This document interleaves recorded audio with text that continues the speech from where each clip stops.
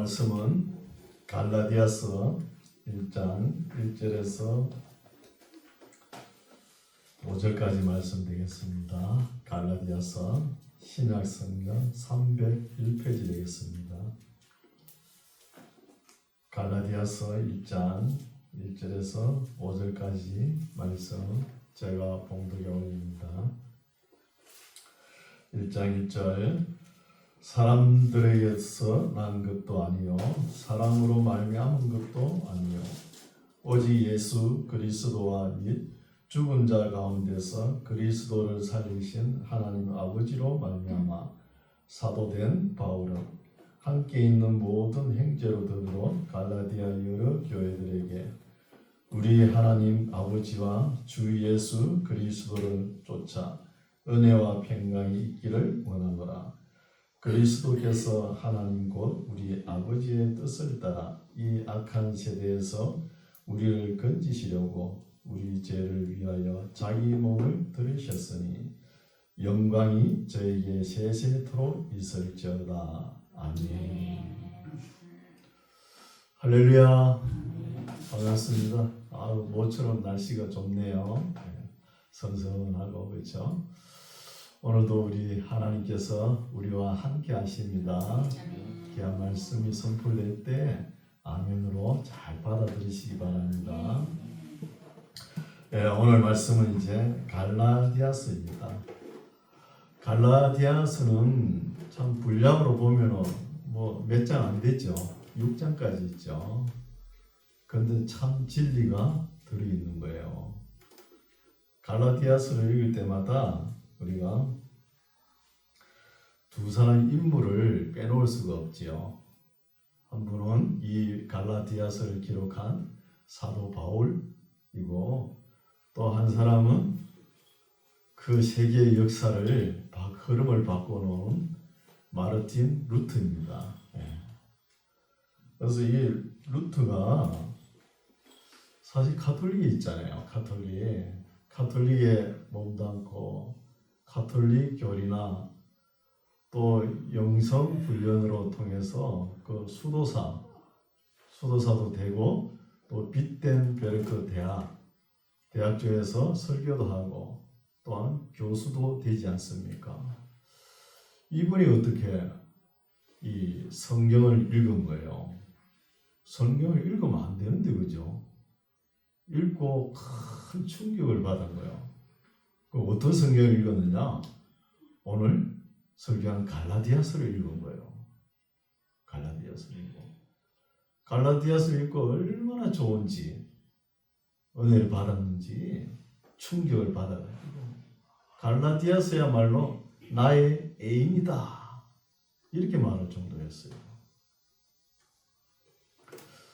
그래서 가톨릭에서 가톨릭 교리나 가톨릭에서 주장하는 진리하고 이 갈라디아서를 읽고 비교를 해보니까 너무나 차이 나는 거예요. 그러면 도대체 갈라디아서에 무슨 진리가 있는지 우리가 한번 읽어봐야 되겠죠. 그렇죠? 그래서 갈라디아서 내용을 보면은 성경을 두고 이렇게 말할 건 아니지만 참 내용이 어정쩡해요. 왜 그러냐 하면은 바울이 화가 나가지고 기록해 놓은 거예요. 화가 나가지고 이 정성으로 이렇게 기록한 것이 아니고 이 문장을 다듬어 가지고 기록한 것도 아니었다는 거예요. 그런 것을 내용을 살펴보면 알 수 있거든요.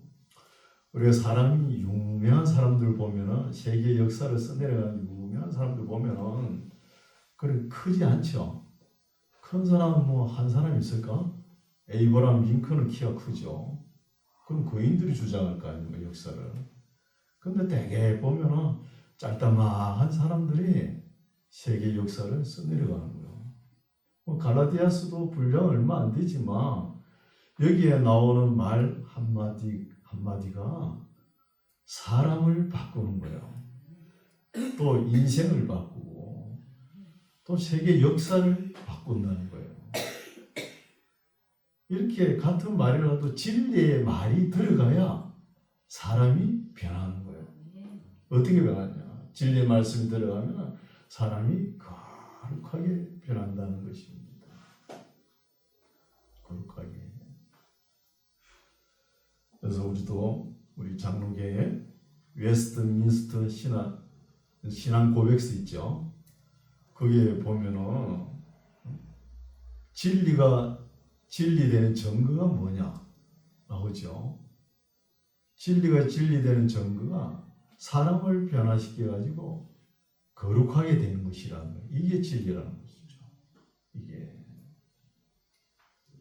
그래서 사람이 마음속에 진리가 심어진다는 것은 쉽지도 않고 심어지면 사람이 변하는 거예요. 무익한 사람이 유익한 사람으로 변하고 어리석은 사람이 지혜로운 사람으로 변하고요. 부패한 사람이 정직하고 성실한 사람으로 변한다는 거예요. 깡패나 인신매매범이 목사가 되고 선교사가 된다는 것입니다. 된다는 것이죠. 그래서 마르틴 루터도 일반적으로 보면 물론 내면적으로 용기가 있고 담력이 있고 의지가 있고 강한 면이 있지만 그 안에 진리가 안 들어갈 때는 일반 사람하고 똑같았어요. 똑같은 거예요. 근데 이 루터 가슴 속에 이 갈라디아서를 읽고 이 진리가 들어가니까 세계의 역사 흐름을 바꿔놓지 않습니까? 종교 개혁을 통해 가지고 이런 것을 볼 수 있죠. 우리가 컴퓨터 봅시다. 예를 들게요. 컴퓨터 그거 보면은 그냥 박스죠. 그죠? 박스에 불과한 거예요. 깡통이죠, 깡통. 깡통은 또 물도 담을 수 있지만 이게 물도 담을 수 없잖아요. 거기에다가 윈도우라든지 그죠? 오퍼레이팅 시스템을 거기에 셋업 시켜 보세요. 그러면 엄청난 힘을 발휘하죠. 힘을 발휘하는 거예요. 발휘하면서 사람의 능력보다 더한 일도 한다는 것이죠. 컴퓨터라는 것이죠. 그런 것처럼 우리 사람들의 가슴 속에 진리가 심어지면 이 진리의 말씀이 뭐죠? 창조주 하나님의 말씀이 심어지면 변한다는 거예요. 교육과로 변하고 그렇죠? 예언자로도 변하는 거예요. 설교자가 나오고 목회자가 나오고 과학자가 나오고 별별 사람들이 다 나오는 것이죠. 진리가 심어져. 그래서 우리 책을 읽을 때 물론 성경책도 마찬가지입니다. 언제 어디서 누가 무엇을 누구에게 어떻게 왜 기록했느냐 이걸 알아야 되겠죠. 그렇죠? 그럼 언제 기록했냐 알아보겠습니다. 여러분 신학교 가면은 이 갈라디아서 가지고 많은 이론이 오고 갑니다. 아직까지 해결이 안 됐어요. 갈라디아서 지형을 보면은 우리나라 함경도에서 전라남도 해남까지 이 크기 정도 될 거예요. 그런데 이 갈라디아 지역은 또 길게 늘어져 있어요. 터키 땅 종단을 하면서 길게 늘어져 있는 지역이에요. 얼마나 늘어져 있는지 북쪽으로 가면은 북갈라디아 지역은 흑해 지역에 가까워요. 흑해. 남갈라디아 지역은 지중해에 가깝고 쭉 늘어져 있는 거예요. 그래서 신앙적 가면은 이 갈라디아서 공부도 제대로 본문에 들어가지도 못하고 남갈라디아서 북갈라디아서 언제 시점에 기록되었는지 그걸 잘 모르니까 언제 기록되는지 시점을 모르는 거예요. 그 논쟁하다가 한 학기 다 가버리는 거예요. 절대 본문에 못 들어갑니다. 그 뭐 따져봤자 결론도 안 나오고 그거 따지면 뭐합니까, 그죠? 그래서 제가 볼 때 이 갈라디아서는 사도 바울이 3차 전도 여행 때 3차 전도는 AD 55년에서 56년 그 사이에 3차 전도 여행 갔죠. 그때 에베소로 중심으로 3차 전도 여행이 시작됐죠. 아마 그때 기록되지 않았나 봅니다. 언제 AD 55년에서 56년 그럼 어디서 에베소에서 기록됐고 그럼 누가 기록했냐? 이 본문 보면은 나 바울은 그러죠. 바울이 기록한 거 맞죠? 그럼 이제 무엇을 기록했냐 중요하죠. 무엇을 기록했냐? 예루살렘 교회에서 공식적으로 파송한 사람이 아닌데 율법주의자들이 가가지고 막 바울이 뿌려놓은 복음을 갖다가 그냥 가라지를 뿌리는 거예요. 복음 위에다가. 율법주의자라 그러면 할례단들이죠. 할례를 받고 율법을 지켜야 구원받는다. 이렇게 이야기하잖아요. 율법주의자들이. 그래서 이 할례단들이 바울이 1차, 2차 전도여행 죽을 고비를 넘겨가면서 교회를 개척하는 데 가가지고 해놓은 곳에 가가지고 가라지를 뿌리는 거예요. 그러면서 이 율법주의자들이 뭔 소리를 하냐? 바울 보고. 바울은 예루살렘에서 공부를 한 적도 없고 예루살렘에서 정식으로 공식적으로 파송한 사도도 아니다는 거예요. 아니면서 자기 혼자 뭐 떠돌아다니면서 떠드는 프리랜서에 불과하다. 이런 소리를 하면서 바울이 뿌려놓은 복음에다가 죄를 뿌리는 거예요. 그러니까 바울이 이 말을 듣고 너무나 마음이 아픈 거예요. 이 율법주의자들. 이 율법주의자들은 할례를 받고 그렇죠? 율법을 지키고 그리고 예수님을 믿고 세례를 받으라 이렇게 이야기하거든요. 여기 율법주의자예요. 바울이 1차 전도 여행 때는 갈라디아 지역을 가거든요. 그거는 개척하기 위해서 간 거고 2차는 실로암하고 바울하고 그냥 통과합니다. 문안도 묻고. 3차 전도 여행 때는 이제 안디옥에서 출발해가지고 갈라디아를 거쳐가지고 에베소로 가는 도중이에요. 도중에 갈라디아 교회를 그렇죠? 둘러보기 위해서 갔는데 그 당시에 바울이 뿌려놓은 복음이 변질되는 거예요. 변질돼가지고 엉망이 된 거예요. 엉망이. 그 율법주의자는 율법을 지키라고 바울은 그게 아니잖아요. 바울이 신앙하고 정반대를 외치잖아요. 그러니까 갈라디아 지역 사람들이 성도들이 갈팡지팡 우왕좌왕하는 거예요. 도대체 어떻게 된 겁니다. 그러니까 바울이 이걸 보니까 너무나 가슴이 무너지는 것이죠. 무너지는데 또 목회자 입장에서 그런 사람을 잡아다가 뭐 싸울 수 없잖아요. 싸우면 더 소문이 더럽게 나잖아요. 싸우지도 못하고 그냥 참는 거예요. 참는 것이죠. 참으면서 이제 에베소로 가는 거예요. 바울이 에베소에 가서 더 참았어야 되는데 차분하게. 너무나 감정이 격하니까 좀 참지 못하면서 이 말씀을 기록하지 않았나 봅니다. 그렇죠? 말씀을. 그래서 우리 한국 사람들은 대화를 잘 못하죠. 대화한다 그러면서 얼굴을 마주쳐놓고 대놓고 화를 내니까 싸움밖에 됩니까? 싸우지 않아요. 또 전화는 더 안 됩니다. 전화의 그 음질을 보면은 갑자기 소리가 크다가 낮아지는 경우가 있잖아요. 그러면 소리가 올라가죠. 대화를 하다 보면 왜 전화 목소리가 크냐고 말이야. 어디다가 소리 지르냐고, 어디다가 전화질을 하냐고 이러죠. 그래서 중요한 일을 토의할 때는 전화하는 거 아닙니다. 전화하는 거 아니에요.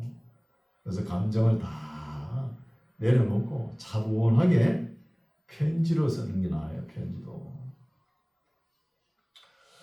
그래서 바울이 편지를 쓰는데 너무 감정이 격하니까 지금 문장이 막 거칠어지는 거예요. 그래서 쓰는 것이죠. 그러면은 이걸 편지를 누구에게 썼을까요? 그게 나오죠. 2절에 함께 있는 모든 형제로 더불어 갈라디아 여러 교회들에게 쓴다는 거예요. 갈라디아 지역이라 해가지고 갈라디아 교회 한 개만 딸랑 있는 것이 아니죠. 바울에게 말씀을 들어가지고 성도들이, 그때는 성경도 없었잖아요. 사도 바울도 성경 두루마리로 된 그 66권을 들고 다니지 않았잖아요. 없었어요. 바울이 말씀을 선포하면 그것을 기억해 놨다가 메모를 했다가 또한 이것도 뺏겨가지고 그래 들고 나와가지고 전하면서 교회가 개척되는 거예요. 2000년 전에 그렇게 했다는 거예요. 성도들이. 오늘날 우리는 어때요? 그때 성도들에 비해서 대단한 실력가죠. 한 10배? 한 20배는 더 실력가예요. 왜? 66권 들고 다니잖아요. 또 우리 교회는 어때요? 제가 창시부터 개시까지 한 바퀴 돌았죠. 그렇죠? 그러면서 나와가지고 개척 못한다 이런 소리 하면 안 돼요. 대단한 실력가입니다. 우리는 오늘날. 그리고 집이 다 교회가 되기를 바랍니다. 개척하십시오. 그렇죠? 그렇게 해야 되는 거예요.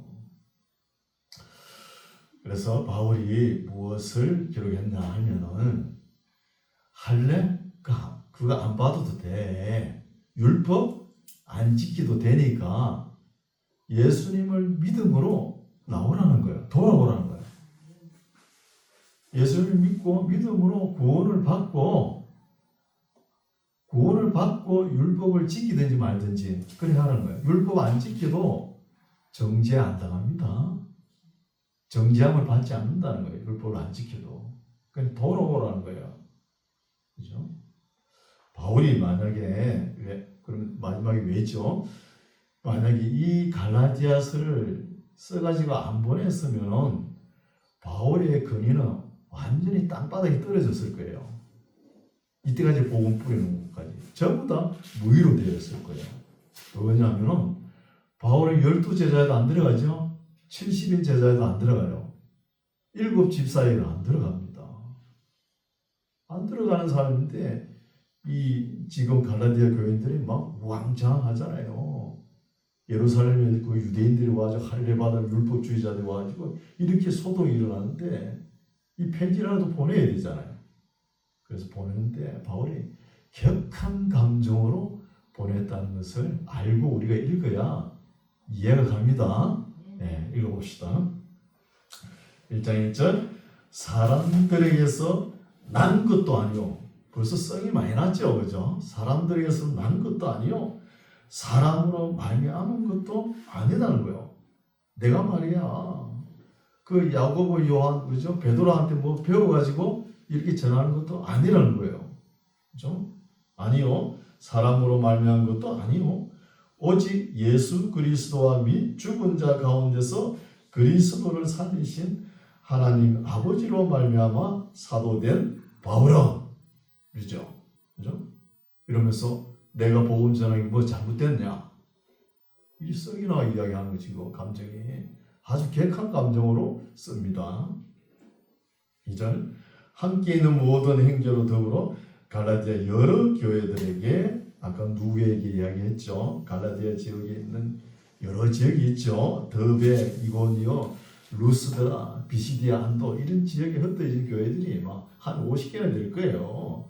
그런 교회들에게 보낸다. 3절 우리의 하나님 아버지와 주 예수 그리스도로 쫓아 은혜와 평강이 있기를 원하노라. 그리스도께서 하나님 곧 우리의 아버지의 뜻을 따라 이 악한 세대에서 우리를 건지시려고 우리 죄를 위하여 자기 몸을 들으셨으니 영광이 저에게 세세토록 있을지어다. 아멘. 누구에게만 있다죠? 베드로, 야고보, 요한에게 있는 것도 아니고 우리 구주 예수 그리스도에게만 있는 거예요. 네. 바울이 서신서를 쓸 때 우리가 다 읽어왔죠. 항상 서두에 문안과 인사말을 기록하죠. 그리고 싹 빼버렸잖아요. 얼마나 화가 나는지. 빼버리고 본론으로 들어갑니다. 6절 그리스도의 은혜로 너희를 부르신 이를 하나님이시죠. 하나님이 이같이 하나님을 이같이 속히 떠났다는 거예요. 지금 갈라디아 지역 성도들이 그 율법주의자들이 와가지고 바울이 뿌리는 복음 위에다 가라지를 뿌리니까 이게 맞는가 저게 맞는가 우왕좌왕하면서 그러죠. 그러면서 그 당시에 그 새에 하나님을 떠났다는 거예요. 속히 떠나 다른 복음 쫓는 것을 내가 이상히 여기노라. 내가 뿌려놓은 복음은 진짜인데 왜 율법주의자들이 뿌리는 거예요? 그게 왜 넘어가는 것이 바울이 이상하다는 거예요. 이상하니까 이 갈라디아서를 쓴 거예요. 갈라디아서를 쓴 목적이 되죠. 그렇죠? 7절 다른 복음은 없나니 바울이 내가 전한 복음, 우리가 전한 복음 외에는 다른 복음은 절대로 없다. 있어서는 안 되고 있대 해도 그 복음이 아니다는 거예요. 없어. 다른 복음은 없나니 다만 어떤 사람들이 너희를 요란케 하여 그리스도의 복음을 변하려 한다는 거예요. 변질시키기 위해서 함이라는 거예요. 지금 율법주의자들과 전하는 것은 8절 그러나 우리나 혹 하늘로부터 온 천사라도 우리가 너희에게 전한 복음 외에 다른 복음을 전하면 저주를 받을지어다. 바울의 말은 확실하죠. 확실하고 아주 자신 있게 확실한 말을 하는 거예요. 천사라도 우리가 전한 복음 외에 다른 걸 전하면 저주를 받는다는 거예요. 우리나라 사람들 되게 어때요? 믿는 자들이 천사를 한번 봤다 그러면 깜빡 넘어가죠. 목사보다 위에 있는 줄 알고, 그렇죠? 깜빡 넘어가지고 그 뒤로부터는 성경 안 보려 그래요. 하나님으로 직통 계시를 받아야 된다 그러면서 이게 문제입니다. 여러분 천사라도 악한 천사가 있다는 거예요. 악한 천사. 마귀도 있어요. 마귀. 그렇죠? 거짓 천사도 있습니다. 여기에 그냥 넘어가가지고 하나님께 직통 계시를 받는다 그러고 다이렉트로 말이야. 목사도 필요 없고 성령도 다 집어던지는 거죠. 이런 거 허다하다는 거예요. 그렇죠? 이거 잘못된 겁니다. 8절 그러나 우리나 혹 하늘로부터 온 천사라도 우리가 너희에게 전한 복음 외에 다른 복음을 전하면 저주를 받을지어다. 우리가 전에 말하였거니와 내가 지금 다시 한 번 더 말하노니 만일 누구든지 너희의 받은 것 외에 다른 복음을 전하면 저주를 받을지어다 하는 거예요. 저주 받을지어다 하면서 두 번이나 선포하죠. 바울이 전한 복음은 확실하다는 거예요. 틀림없는 복음을 전했고 그때 그리고 너희들 받아들일 때도 틀림없는 복음으로 받아들였다는 거예요. 들었는데 다른 복음을 전하면 저주를 받는다는 것입니다. 10절 이제 내가 사람들에게 좋게 하랴 하나님께 좋게 하랴 사람들에게 기쁨을 구하랴 내가 지금까지 사람의 기쁨을 구하는 것이었다면 그리스도의 종이 아니니라는 거예요. 내가 말이야 사람 비위나 맞추고 사람 기분이나 맞추고 좋은 게 좋을 거라고 이런 스타일로 내가 사역을 하지 않았다는 겁니다. 사람들 기분 맞추고 오늘 목회자들이 어때요? 성도들 눈치 많이 보잖아요. 교회 어느 정도 규모 있으면 말도 못하고 있는 거예요. 우리 교회는 참 자유합니다. 그렇죠? 기한 알곡들만 딱 모여있으니까. 그렇죠? 11절 형제들아 내가 너희에게 알게 하노니 내가 전한 복음이 사람의 뜻을 따라 된 것이 아니라 1절에도 이야기한 걸 한 번 더 언급하죠. 12절 이는 내가 사람에게서 받은 것도 아니요 베드로, 야고보, 요한을 위해서 배워가지고 뭐 받아가지고 한 것도 아니요. 배운 것도 아니요. 배워서 내가 전하는 것도 아니요. 오직 예수 그리스도의 계시로 말미암은 것이라는 것이요. 사람들이 바울 보고 뭐라고 해요? 바울은 예루살렘에서 공부한 것도 아니고 예루살렘에서 파송한 정식 사도도 아니다. 이렇게 이야기하잖아요. 그런 소리 하지 말라는 거예요. 나는 예수님께서 직접 계시를 받아가지고 전한다는 거예요. 그렇죠? 13절 내가 이전에 유대교에 있을 때 행한 일을 너희가 들었거니와 하나님의 교회를 심히 핍박하여 잔해하고 내가 내 동족 중 여러 영갑자 또래죠. 또래보다 유대교를 지나치게 믿어 내 조상의 유전에 대하여 더욱 열심히 있었으나 바울이 유대교에 참 열심히 있었죠. 그렇죠? 우리가 로마서를 보면은 저희가 열심을 가졌으나 지식을 쫓아 한 것이 아니다 이런 말이 있잖아요. 그렇죠? 지식을 쫓아. 바울도 뭐 열심히 있으나 유대교를 쫓을 때는 열심히 있었으나 진리를 쫓은 것이 아니죠. 그렇죠? 그래서 열심히 있다는 것을 한 몇 가지 살펴보았는데 하나님의 은혜와 진리가 충만한 열심이 있고 또 갈급한 열심이 있어요. 또 미신적인 열심이 있습니다. 미신적인 열심. 그래서 너무 갈급하게 주여 삼창하고 찬송도 막 뜨겁게 하죠. 그런 사람들은 자세히 한번 뒤다보세요. 너무 자기가 갈급하게 구하는데 갈급하게 구하는 사람들이 이단에 빠지기 쉬워요. 이단에 빠진 사람들 되게 보면 한때 믿음 생활 대단합니다. 기도도 잘해요. 불이 막 곧 임할 것 같아요. 그런 사람들이 뭐 빠져버리잖아요. 이게 너무 갈급한 사람, 열심히 있는 사람. 이단에 빠지시죠. 그리고 미신적인 열심이 있죠. 미신적인 열심이 이미 이단에 빠진 사람들이 이단에 빠진 사람들. 이런 것을 조심해야 됩니다. 15절 그러나 내 어머니의 태로부터 나를 택정하시고 은혜로 나를 부르신 이가 하나님이시죠. 하나님이 그 아들을 이방에 전하기 위하여 그를 예수님을 내 속에 나타내시기를 기뻐하실 때에 내가 곧 혈육과 의논하지 아니하고 또 나보다 먼저 사도된 자들을 만나려고 예루살렘으로 가지 아니하고 오직 아라비아로 갔다가 다시 다마섹으로 돌아간노라는 거예요.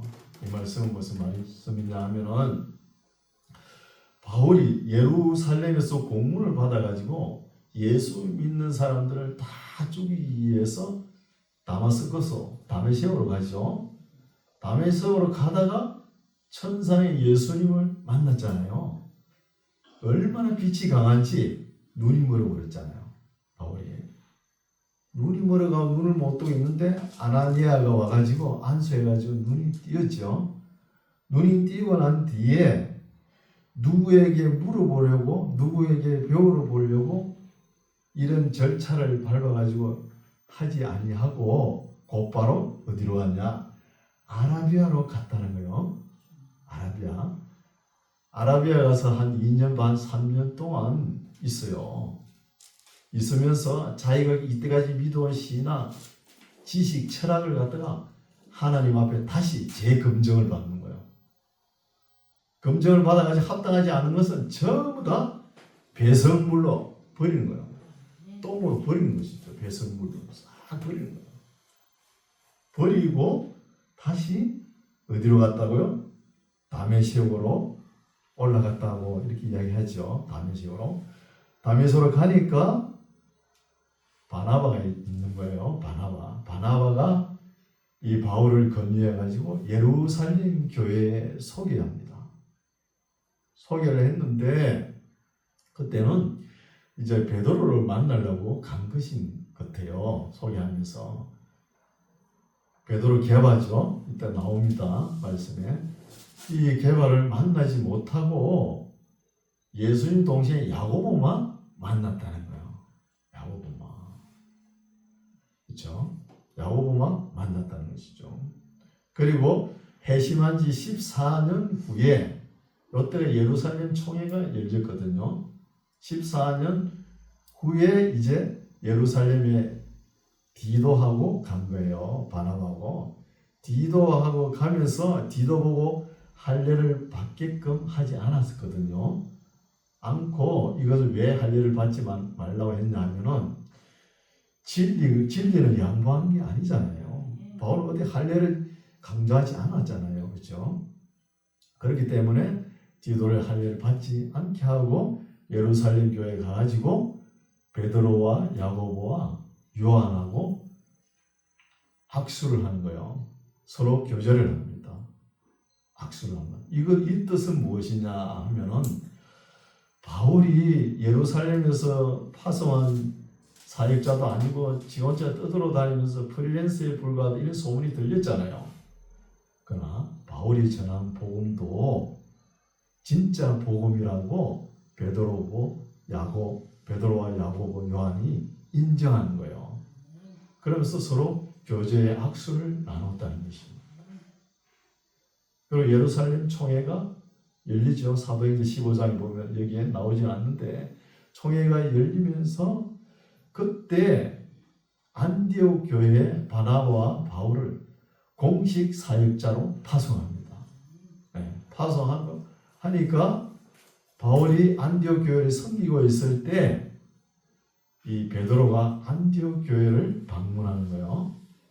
방문. 그 뒤에 말씀에 다 나올 겁니다. 방문하면서 예수님 동생 야고보가 사람을 뒤따라 보내는 거예요. 베드로가 이방인하고 식사를 하는가 안 하는가 꼭 감시하라는 거예요. 그래서 이 감시하는 사람이 가니까 베드로가 안디옥 교회에 도착해서 이방인들하고 식사를 하다가 그 사람을 보니까 식사 안 한 것처럼 시치미를 쭉 띄고 입 싹 닫고 앉았는 거예요. 그걸 누가 봤느냐? 바울이 본 거예요. 바울이 보고 질책했다는 거예요. 베드로는 다냐고 말이야. 내가 베드로를 면책한 적도 있다. 이런 말씀이 나옵니다. 이런 말씀이 뒤에 쭉 나오니까 제가 먼저 이야기를 드려야 이해하기 쉽습니다. 네, 17절부터 읽을게요. 또 나보다 먼저 사도된 자들을 만나려고 예루살렘으로 가지 아니하고 오직 아라비아로 갔다가 다시 다메섹으로 돌아갔노라. 그 후 3년 만에 내가 게바를 신방하려고 예루살렘에 올라가서 저와 함께 15일을 유할세. 그러면은 여기 함께라는 단어가 나오는 거 보면 베드로와 함께 만났다는 것도 되죠. 함께라니까. 함께 이래 만났으면 바울이 베드로를 만난 것은 3번 정도 됩니다. 만약 여기에서 안 만났으면 바울이 베드로를 만난 것은 2번밖에 안 되거든요. 근데 19절 보세요. 주의 형제 야고보 외에 다른 사도들을 보지 못하였노라. 또 이렇게 기록하니까 베드로를 안 만난 것 같기도 하죠. 그렇죠? 1절 보라. 내가 너희에게 쓰는 것은 하나님 앞에서 거짓말이 아니로라. 그 후에 내가 수리아와 길리기아 지방에 이르렀으나 유대의 그리스도 안에 있는 교회들이 나를 얼굴로 알지 못하고 다만 우리를 핍박하던 자가 전에 잔해하던 그 믿음을 지금 전한다 함을 듣고 나로 말미암아 영광을 하나님께 돌리리라.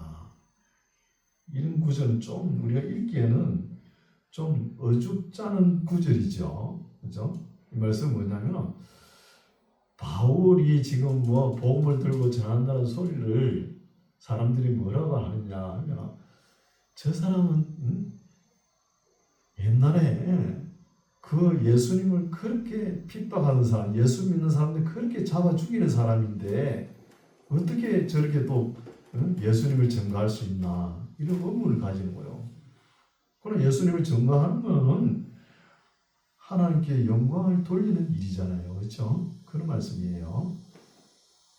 2장 14년 후에부터는 예루살렘 총회가 열린 거예요. 사도행전 15장에 보면은 14년 후에 내가 바나바와 함께 디도를 데리고 다시 예루살렘에 올라갔노니, 아마 안디옥에서 바울이 사역했겠죠. 계시를 인하여 올라가 내가 이방 가운데서 전파하는 복음을 저희에게 제출하되 유명한 자들에게 사사로이 한 것은, 그러니까 이방인들에게 복음을 전하는 것을 사사로이 이렇게 대화를 가졌다는 거예요. 누구와? 야고보, 베드로, 요한하고. 그렇죠? 유명한 자들을 그러면 베드로, 야고보, 요한이겠죠.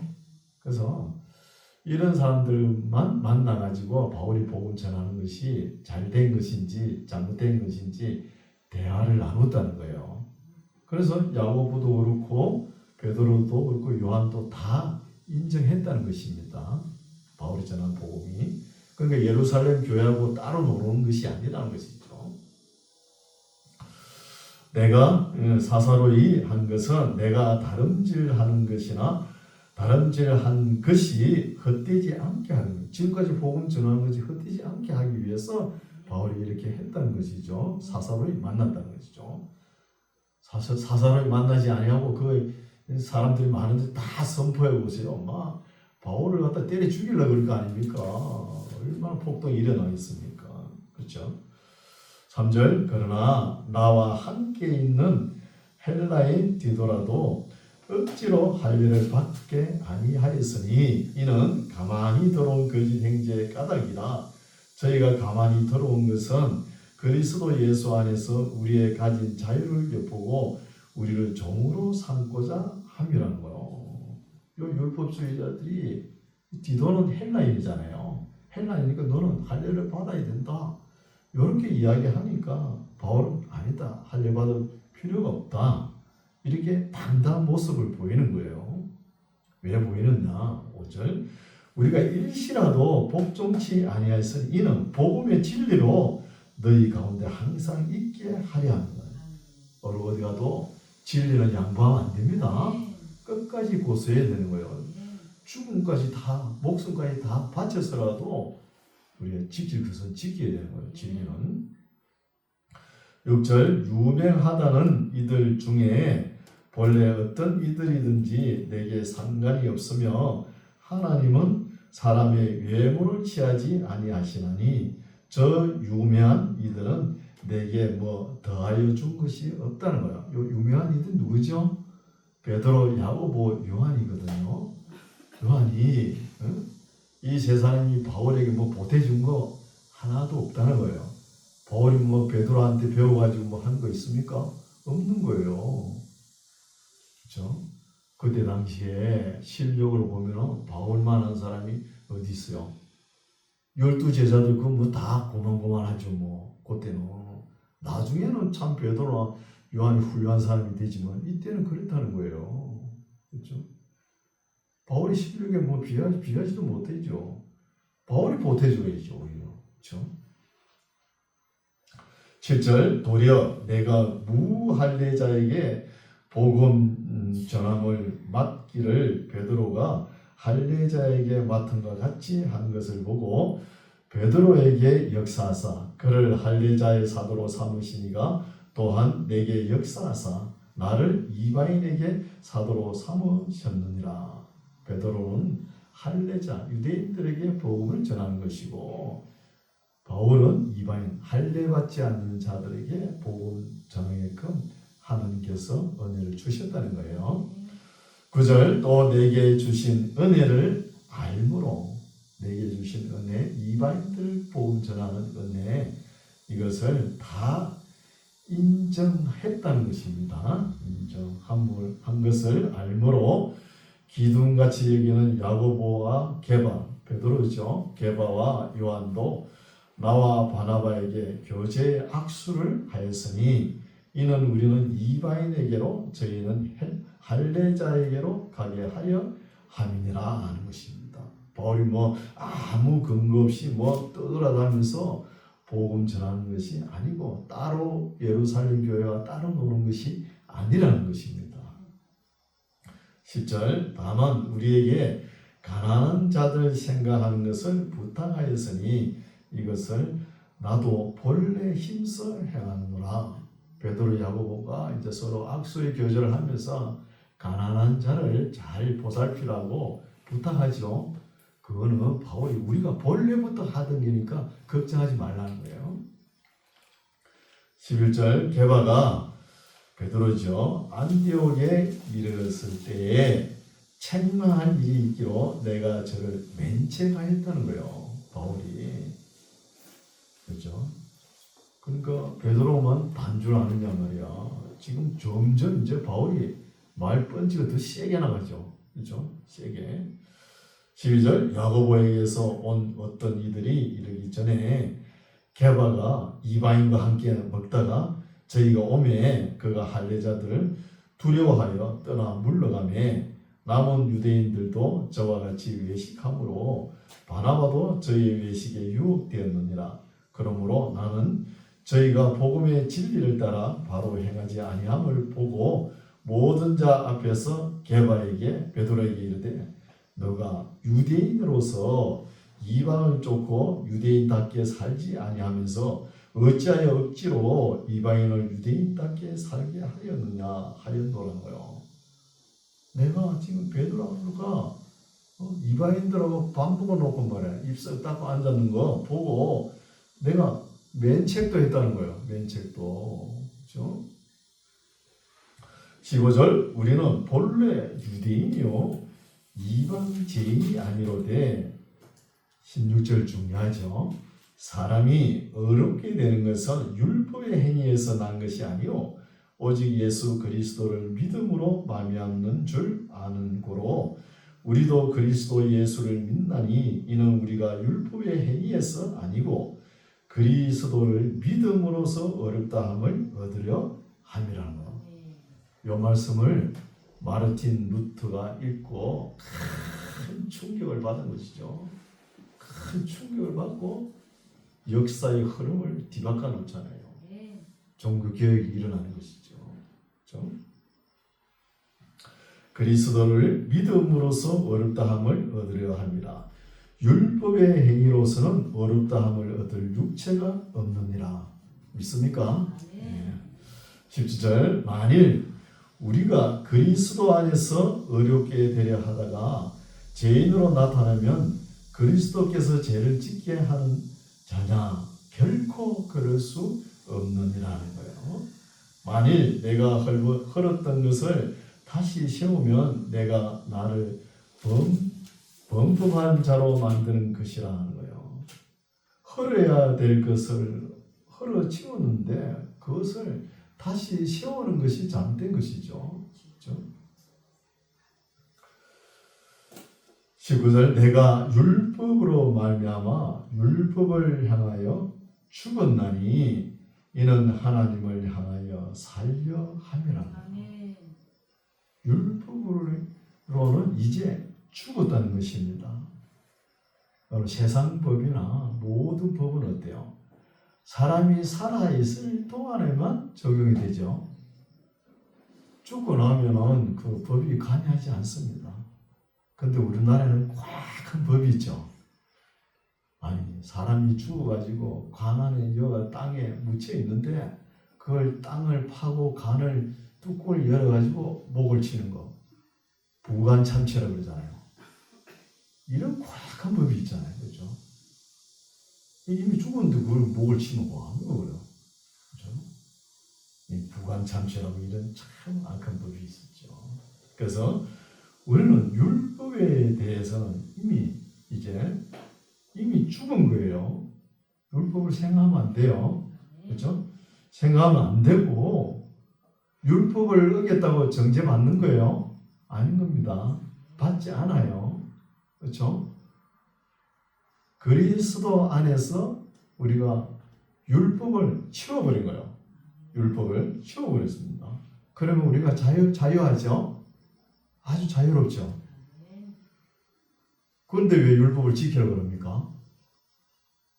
이걸 오해합니다. 한국교회 목사들 성도들이 다 오해해요. 율법을 지킬 필요가 없는데, 그리스도 안에 있으면 율법을 어겨도 정죄함이 없는데 왜 율법을 지켜야 되냐고.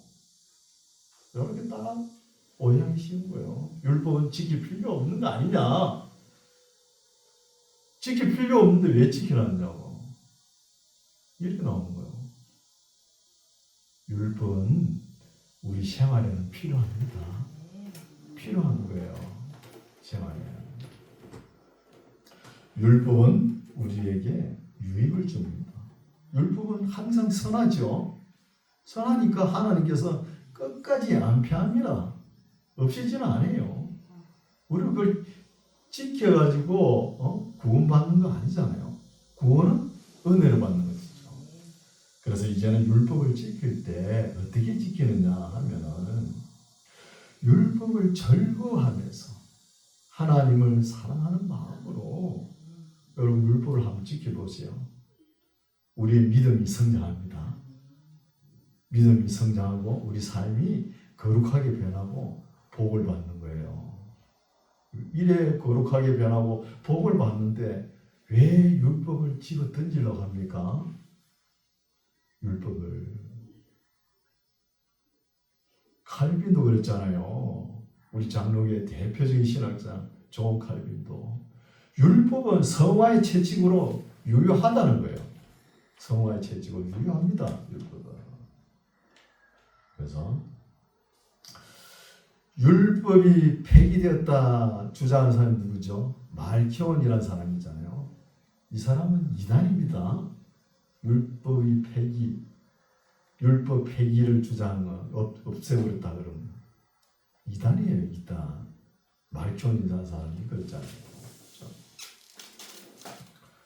그래서 내가 율법으로 말미암아 율법을 향하여 죽었나니 이는 하나님을 향하여 살려 함이니라.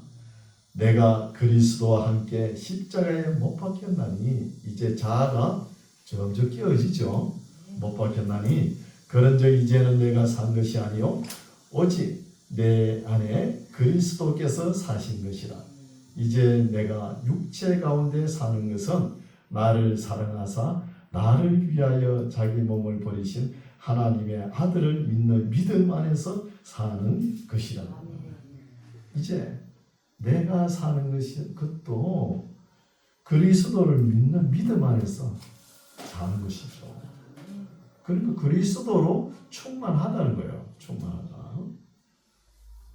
21절 내가 하나님의 은혜를 패하지 아니하노니 만일 어렵게 되는 것이 율법으로 말미암으면 그리스도께서 헛되이 죽으셨느니라. 그렇죠? 율법으로 말미암으면 우리 예수님께서 십자가에 죽으신 것이 모든 것이 헛일이라고 했죠. 헛된 것이죠. 그래서 구원은 율법으로 받는 것이 아닙니다. 은혜로 받는 거예요. 은혜로. 율법을 어겼다고 그 죄의식 때문에 나는 지옥에 가는구나 이런 생각 안 해도 됩니다. 안 해도 되는 거예요. 그래서 우리가 교회에 처음 나온 사람들 보고 율법을 지키고 믿고 세례를 받아야 구원받는다. 이 말은 틀린 말입니다. 틀린 말이에요. 그러나 우리 인간은 어때요? 타락한 본성이 마음속에 재성이 있죠. 이 재성을 가진 사람은 교회에 나오기가 힘들어요. 또 예수님을 믿기 힘듭니다.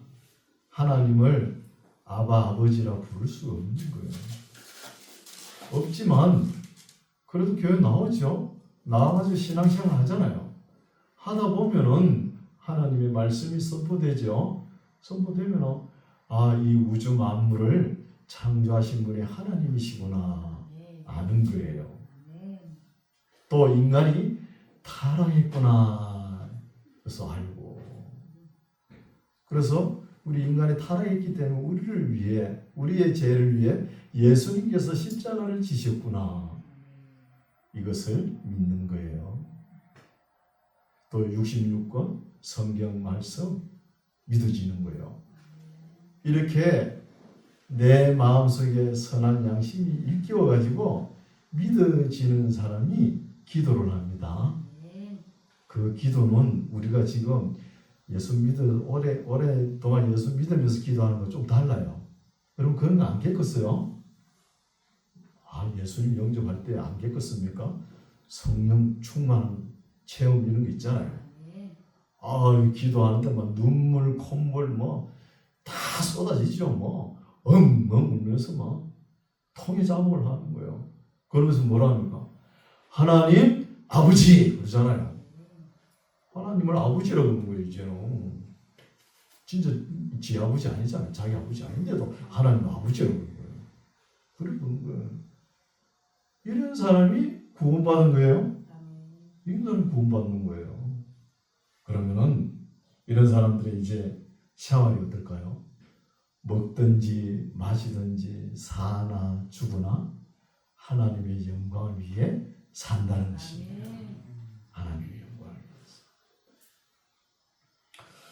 그래서 구원받은 사람들의 삶이 어떻게 됩니까? 이제는 율법 이하의 삶을 살면 안 되는 거예요. 율법 이하의 삶을. 예수님께서 말씀하셨잖아요. 율법 이하에 사는 사람, 서기관과 바리새인보다 못하면, 그렇죠? 천국에 못 들어간다고 그랬잖아요. 결탄코 천국에 들어가지 못하리라. 율법 이상의 삶을 살아야 됩니다. 그게 뭐죠? 사랑하면서 아름답게 사는 겁니다. 맨날 율법에서 헤매지 말고, 그렇죠? 그래서 제가 가끔 음식물도 가려 먹으라 그러죠. 오늘 음식 가려 먹으라고 바로 율법주의자라고 그럽니다. 음식을 가려 먹으면 우리 몸이 건강해요. 또 성경에는 그릇 가리라 이런 말 없죠. 그때는 플라스틱 제품이 안 나왔잖아요. 지금 그릇까지 가려야 되는 거예요. 온갖 환경으로 쪄들려 있잖아요. 그렇죠? 이게 음식을 가리고 그릇 가리면 이게 음식물 복음이에요. 우리 건강을, 그죠? 건강하게 만들잖아요. 그렇죠? 그래서 여러분 로마서하고 이 갈라디아서를 잘못 배우고 잘못 읽어버리면 율법 폐기론자가 됩니다. 율법 폐기론자. 율법 폐기론자는 처음부터 이단입니다. 처음부터 이단입니다. 그래서 이제는 우리가 하나님 말씀 기록된 율법이 있죠. 이 율법을 우리가 억지로 얽매여 가지고 지키는 것이 아니에요. 이제 지키는 것이 아니고 또 율법 안 지켜도 정죄함 받는 거 아니에요. 정죄를 받는 게 아니에요. 그래서 우리가 율법은 옳기 때문에 우리가 자유함으로 옳기 때문에 또 하나님을 사랑하는 마음으로 우리가 지키는 거예요. 지킬 때 천대까지 복을 받을 줄 믿습니다. 이런 복을 받아 누리는 저와 여러분 되시기 바랍니다. 기도하겠습니다. 하나님 아버지 감사합니다. 오늘은 갈라디아서 서론 부분과 바울이 이 편지를 쓸 수밖에 없었던 그런 상황들을 살펴보았습니다. 우리가 어떻게 은혜로 구원받게 되고 구원받은 후에 어떻게 살아야 되며 또한 감사함으로 즐거움으로 율법을 사랑하면서 하나님을 사랑하면서 율법을 지켜야 하는지 배웠습니다. 잘 배워서 참 자유하게 도와주옵시고 그 자유하는데 방종의 기회로 육체의 기회로 삼지 아니하고 사랑을 가지고 종로를 하는 우리 모두가 되게 하여 주옵소서. 예수님 이름으로 기도드립니다. 아멘.